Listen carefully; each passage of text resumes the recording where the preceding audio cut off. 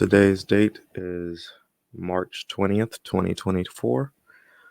I'm coming to you at 5:05 p.m. So today, wanted to talk about persistence and also there's a certain minds, your mind, what you believe, your mindset, and how that relates with persistence. Then I will do journal entry number 2, which I am not sure what that's going to be about, so I might have some other things to talk about after, which may not even relate to this because, as I've said before, I'm reading these for the first time while I'm recording this. So we will find out. All right, here we go.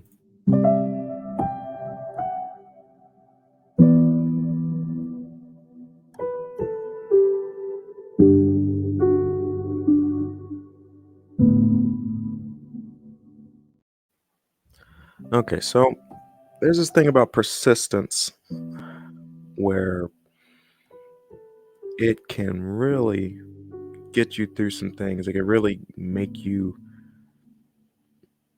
in a way, kind of force you through some things. But what you believe in, what you're thinking at the moment, really does have an impact on it. And I'm starting to not just I'm realizing it and how it's played a part in my life, like how your state can really impact your choices in life, can really impact what you do in life.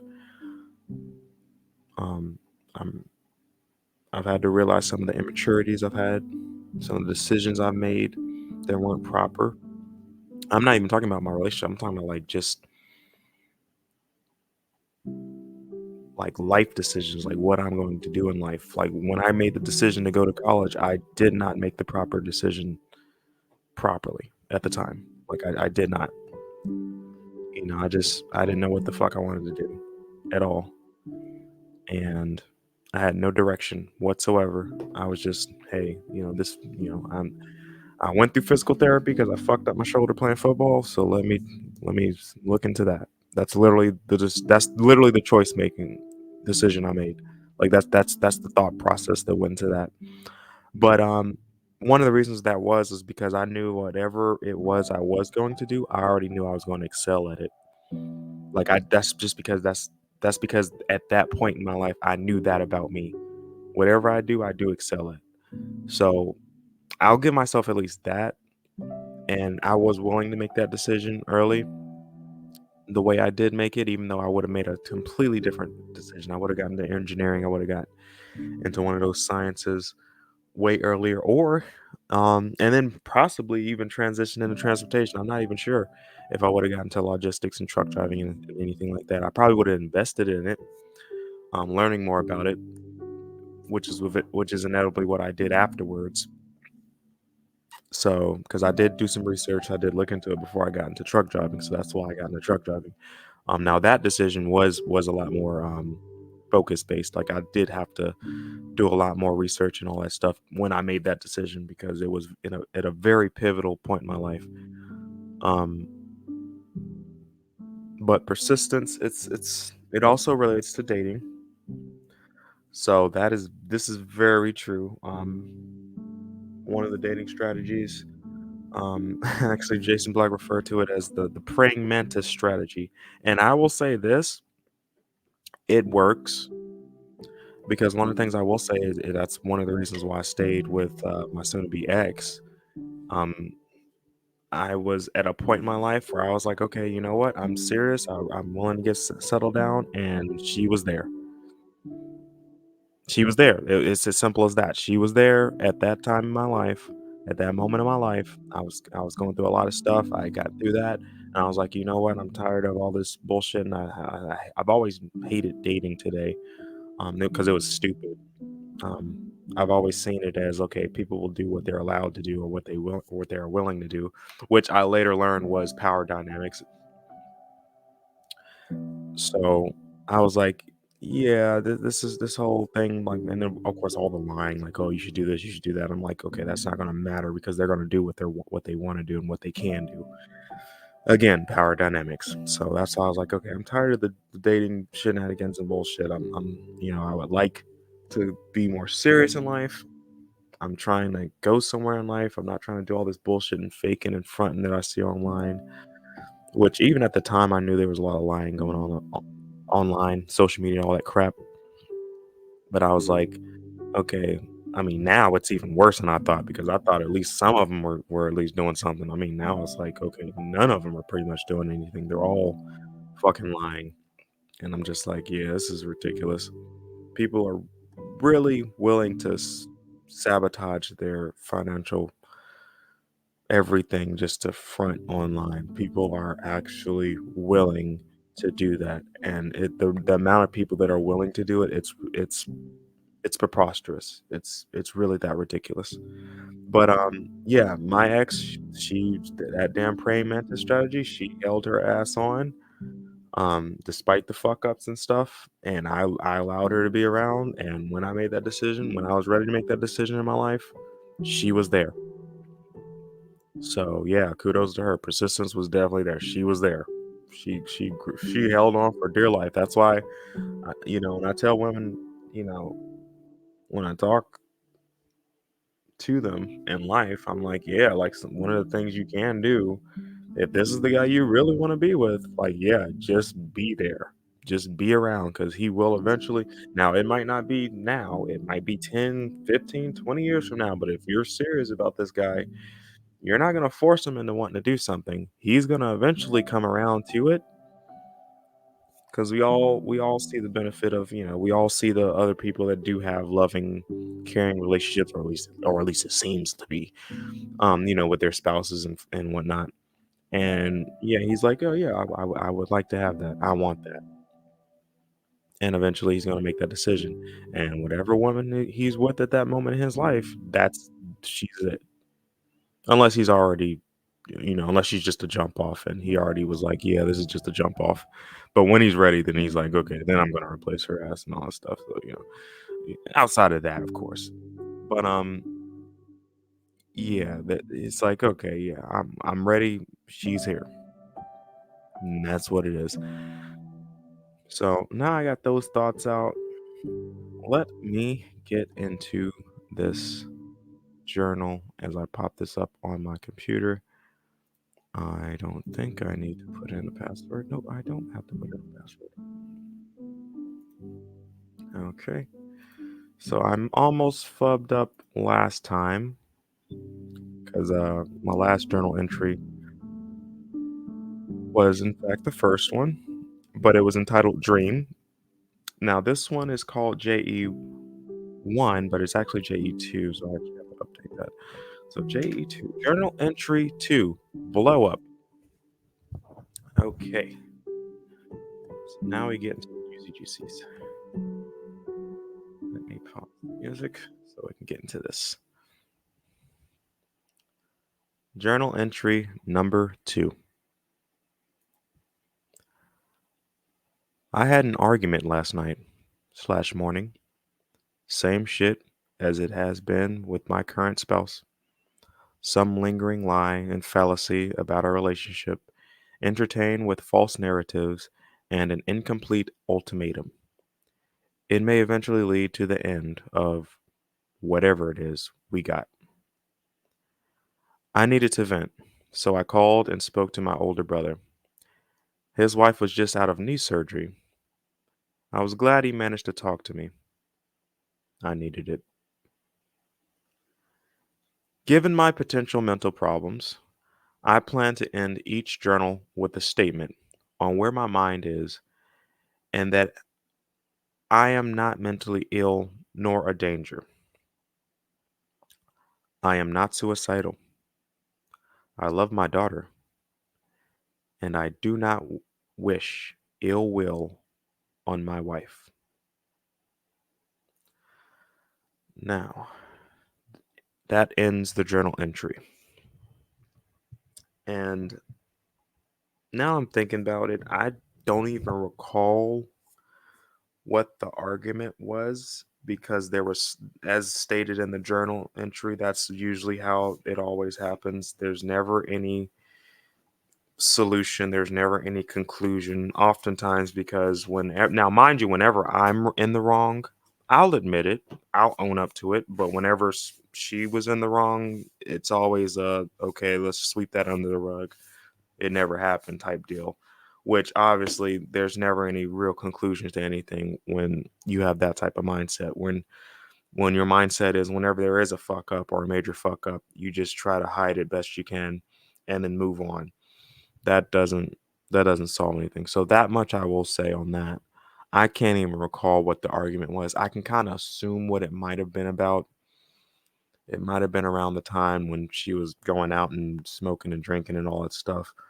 Um and trying to hide it from me or something, and I probably brought it up, and then eventually, when someone gets, oh, obviously when some individuals, when they get caught doing something they know they're not supposed to do, I guess it's like a defensive mechanism where they get aggressive and make it seem like what they're doing is okay and you should be okay with it. And what's wrong with this? And yeah, you got a problem with that? What's wrong with that? I'm like, okay, yeah, obviously I got a problem with it because I just said something about it. But yeah, sometimes that shit happens. It's kind of funny, but in a facetious type of way, because it's like, okay, this is like a defense strategy, but they're like, to the best of their ability, they're serious about, you know, you got a problem with that? Is something wrong with that? Like, okay, all right. But this is actually the turning point of the journal. So I'm actually, you know what? I'm gonna go ahead and do that. I'm gonna do another journal entry. Not now. You are gonna have to wait for the next broadcast. But I'm actually gonna record another one for future reference. So I will see you on the next broadcast because things get juicier from here. And the reason why I ended that broadcast like that journal entry like that, it shows now here's what I can talk about. At that time, I was going through a lot of shit. I mean, even right now today, what I will say right now is all the health complications, the hypertension, the high cholesterol, all these little minor aches and pains and injuries and that the back, the herniated disc and all that shit, the muscle spasms, the gastric problems, all of them. And the funny thing is, I had been told by some like when I went to the hospital, some of the folks were telling me like, it might be stress. But the funny thing is, I'm now finally like realizing it was a lot of that stress I was dealing with during these times. Like back in 2020, 2021, when I started writing these journals, it was the stress over those years that have led up to all this shit I'm going through right now. Like I am just now getting to the point where I'm finally like actually getting the medical help I really needed because of all the fucking stress. And had I continued on, like Jesus Christ, I'm seeing all these stories about, people dying in their fucking 30s, and I'm like, Jesus, that could have been me. Just being in a fucking toxic ass relationship like, I'm serious. That shit can really lead you to an early grave. I'm not even playing about that. It can really lead you to an early grave. And and the funny thing is, in a facetious type of way, I was thinking of that, obviously the living expectancy and how of course men have a lower life expectancy, and I'm thinking of that and I'm like, yeah, one of the reasons of that is stress. And we don't realize how much stress not just the world puts us under, but whomever our spouse is. Because women, the way they do stuff, it's subtle. Like guys, we tend to be a little more. We're more upfront with it because we're more physical. We're more domineering. We're bigger. We're stronger. We're able to do that. We're capable of doing that, and we understand the consequences. We're willing to take on those consequences. Once we do that. Now, women, on the other hand, they learn as well as the way their nature in general isn't to be as upfront and domineering because they understand, okay, this guy's bigger, stronger. Yeah, he now some women actually do make that mistake, which is why whenever a guy does put his hands on a woman, I'm kind of like, okay, what did she do? because oftentimes, and this is actually true if you look at the statistics, like the actual arrest records, usually when it's a domestic abuse case, the vast majority of it, I think it's like 70, 80% of it, it's mutual combat. And usually it's the female that hits first. Because I'm like, okay, for a guy today, that's like suicide. You understand? Like, you put your hands on a woman today, that's potentially suicide for you. Like, you're gonna lose you're going to get arrested, especially if you're black. And there's no and if or buts about it. I mean, hell, she doesn't. You don't even have to put your hands on her. She can lie and say you put your hands on her, and you're still going to get arrested. So yeah, that says enough there. And when it pertains to the mutual combat thing, it's like, okay, that's why when I hear a guy put his hands on a woman, like that Chris Brown situation that happened a while ago, everybody was like, "Oh my God, Chris Brown, this and that, Chris Brown that." The first thing that popped in my mind was, "What the fuck does she do?" Because I'm like, for all that stuff, and then of course, it came around like she did, put hands on him. But I'm like, okay, for all that crap, like like biting and shit, I'm like, okay, what the fuck was going on in that car? Like, what the fuck happened for real, for real? Like, I'm not just gonna sit here and believe he was just, smack down beating her ass out of nowhere, which mind you, he's dated other celebrity females like Ciara and all that before, and this never came out. There's no other crap like this coming out. And that's when I was like, okay, yeah. Now, mind you, I also had a little bit of background on Rihanna too, some dirty shit she did too, because I worked at the arena, she was at the arena, and yeah, let's just say, yeah, she can be a nasty person. So I knew some background on her as well, and that's why I was like, okay, what the fuck did she do? Because I know that was career suicide for Chris Brown in that situation. Which I will say this, he did make a comeback from that. But yeah, I lost my train of thought a little bit, but I'm gonna circle back around to what I was talking about. My mindset, at the time, I was trying to, I was understanding what I was going through. I was going through a lot of shit, a lot of stress, a little bit of the aches and pains were I was bothering, but I wasn't really dealing with them like I needed to. In a way, like when you have a spouse and they're acting loving and caring, you're thinking that you're going to be getting the help and that you need from your spouse. And the unfortunate thing was I was severely wrong, and I was just draining myself, and I was not being replenished whatsoever. So it's one of those things where it's like I had to come to terms with it. Like, I was literally like going 150%, and I wasn't receiving shit in return. Well, I was receiving shit in return. I'll say it like that. It wasn't nothing, it was shit. I was receiving shit in return. So, actual boo boo, like feces. And that just, you get no nourishment. You don't get the nourishment you need from that type of deal. And it was chronic. That was like 2, 3 years straight going through that shit. And eventually, yeah, it got to the point where it's just like, yeah, I can't do this. I can't deal with this. This is literally, and I wasn't even thinking this at the time, but I was thinking it was mentally draining and it was mentally changing me, and I had gained the weight and all that stuff. But now I'm kind of looking back on that, and I'm like, oh, it was more than just mental. Like, it was literally killing me.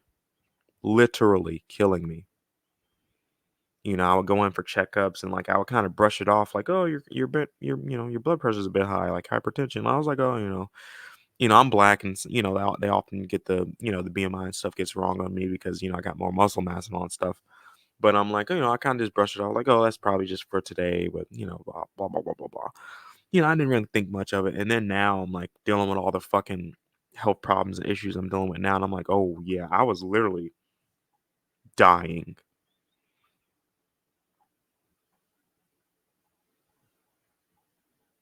And me just saying that there was a moment where I actually did think I was dying. And I'll just say my spouse's response to that. I think I did do a journal entry on that, so I'm not going to spoil it. But let's just say there was a health concern issue that was occurring. I want to say 2023. and I literally thought I was possibly dying because of the symptoms I was having. And let's just say I was shocked by the response of my spouse, and not in a good way. I'll just leave it at that. And I'm pretty sure there's a journal entry on that. And when that journal entry does come around, I will talk more in depth on that. But I actually had a lot more to say about that than I thought. But yeah, so from now on, you're going to hear that in my journal entries because I do remember that I did make that conscious effort. I was like, okay, let me end these journal entries just to make it clear that I'm not suicidal and I have no intention of harming anyone or anything like that. Because obviously I was being framed like I was a demonic bastard at that point in my life, and I was being framed as being abusive and potentially suicidal and potentially, I guess, like I was gonna harm someone. But yeah, like when I say shit was getting weird, I really do mean weird. So I'm gonna end this broadcast, and you're gonna catch me on the next one. So thank you for watching.